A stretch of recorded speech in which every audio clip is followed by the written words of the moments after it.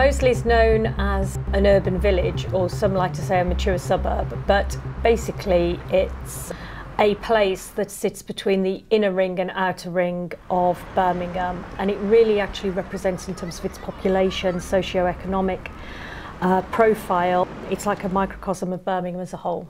Somehow it's always attracted people interested in the arts and creative fields, so there's a long history of musicians and artists living here. It is a very creative place. We have more artists, writers, people who work in the creative industries per household in Moseley than any other part of Birmingham. We did a little study and we worked out that the myth about Moseley was actually a reality, that it does have a higher concentration of people working in the creative sector living in Moseley than the rest of Birmingham.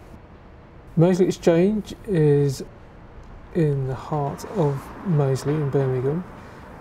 It's a former telephone exchange from the 1930s that has had various lives. We've taken it on over the last 12 years now and have been trying to turn it more into a community asset, a place where businesses are born and a place where the community can meet. The Moseley Exchange is part of the Community Development Trust, and it's a physical space. It's a co-working space. Co-working is a bit of a new movement. It's international, but it's relatively new in the UK and certainly relatively new in Birmingham. I think we're the first co-working space in Birmingham. It's really simple. Essentially, it's for people who perhaps don't want to work from home anymore, want to get out of their living rooms and would like a slightly more formal and professional space, but that isn't an actual office.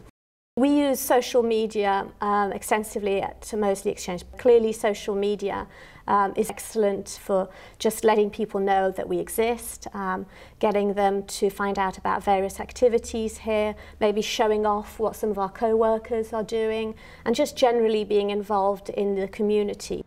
Hopefully, what also happens with co-working is that people talk to each other, network, and actually end up collaborating quite a bit too. So co-working in that sense is more than just an office and a space where you do your work. It's a little bit about networking and creating a community that might support you in various ways. There's probably at any one time, say 10 or 15 people in that co-working space, and I would say that I've had useful collaborations with at least half a dozen folks so far that have actually led to real things happening. So yeah, I mean, it's pretty awesome. There are some people who are saying, well, actually we need to cut our costs as well, and so they're downsizing and thinking, actually co-working is a viable option for me now. I don't have to take on, you know, a whole office lease. I can, with technology now, with a laptop and a mobile phone and a Wi-Fi environment, I can run my business. A huge advantage is cost. I'm an accountant, so I would say that, but cost is big. It's a very flexible way, especially when you're starting off with a business. You're not carrying loads of overhead.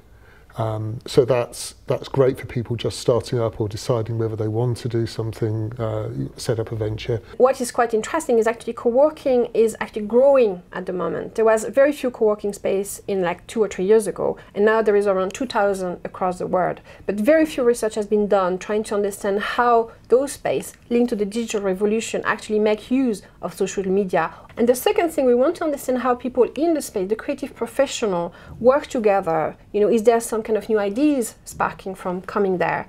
And how do they link that with online activity that they may actually undertake? It's been a kind of learning curve for us. So we've experimented and grown with it, if you like. So whilst I would suggest that we try to be strategic, we've also been learning quite a lot as we go on and continue to learn how we might use social media. So that might change as we develop. The extent to which things like Twitter, LinkedIn, Facebook trigger real face-to-face interactions, they're very useful. For a co-working space to thrive, there needs to be a strong sense of ownership from the people who are using that space. If organisations can grasp that, I think co-working can absolutely be the future.